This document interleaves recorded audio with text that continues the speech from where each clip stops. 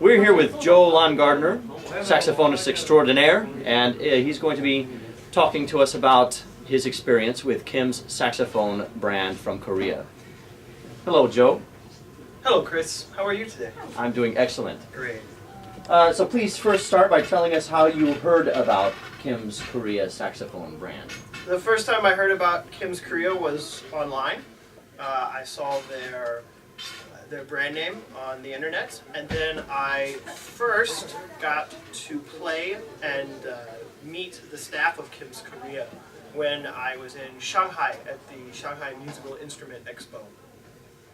What were your first impressions of the Kim's Korea saxophones? My first impression of the saxophones were that they had a very unique and distinct sound.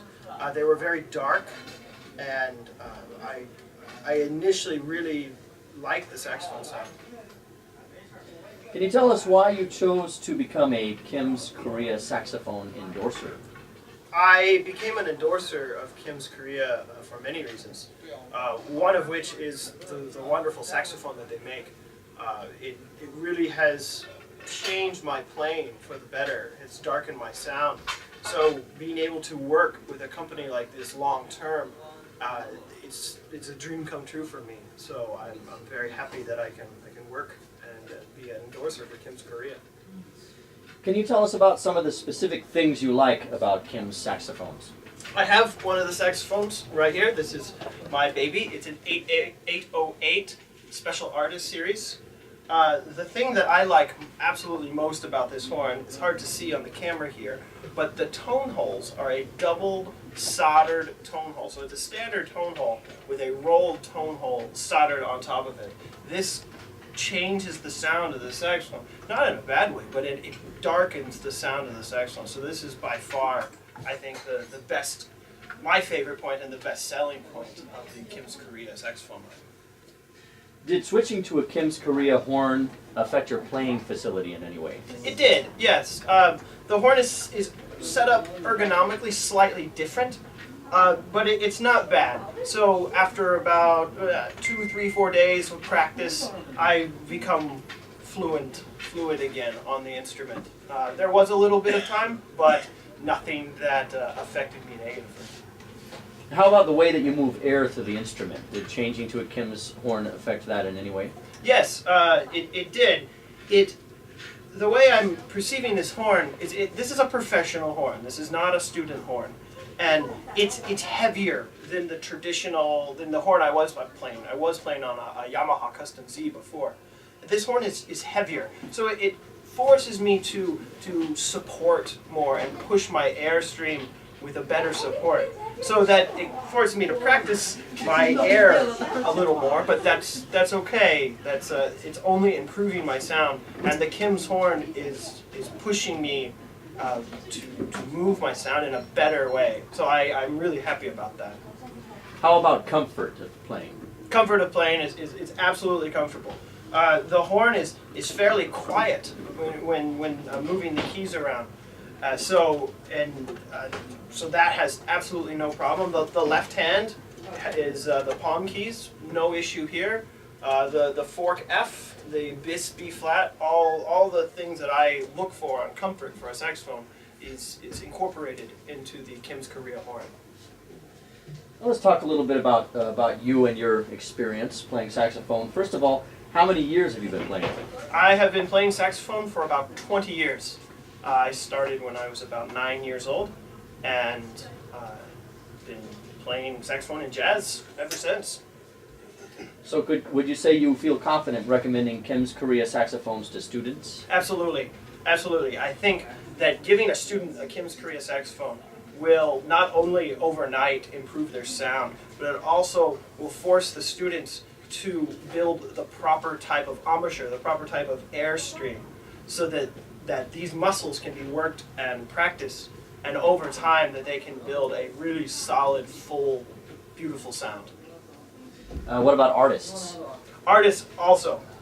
If there is an artist currently playing another brand of saxophone, then I would recommend at least trying the Kim's Korea. I believe that your sound will darken overnight. If you are a Brecker fan, that might not be the direction you want to go. But if you are more into Dexter Gordon or Joe Lovano, this type of sound is very, very good. It fits the Kim's Korea horn very well. So, if you were just to speculate a bit, how do you think Kim's Korea will do in the coming years? In the coming years, I think Kim's Korea will begin to take off. The saxophone market is very hard, and it's dominated by Selmer, by Yamaha. But as time goes on, I think that the Kim's Korea brand will do better. Sound is king, and quality is king. It may take some time to move into these markets, but I absolutely believe that with given enough time, the Kim's Korea brand will have no problem becoming one of the major players on the saxophone market. Tell us a little bit about what your plans are for the future. What are some of the goals that you have in terms of performing and teaching?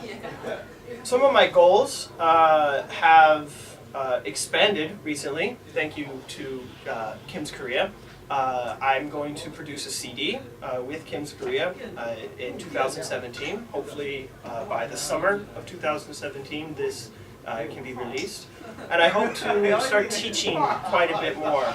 Kim's Korea has helped me start this in Korea. For example, I was just at Hanyang University teaching a master class. Wonderful experience. And now I'm trying to expand myself into Japan. I have taught in China and Thailand before, so expand myself into Japan, the rest of Asia, and then eventually into the Americas and Europe. And what about now? What are some of the places that you're currently performing or teaching? I currently live in Guangzhou, China, in the south. I am only there about half the time, though. I'm currently traveling. For example, right now, my band, Dragon Jazz, is on tour in Beijing.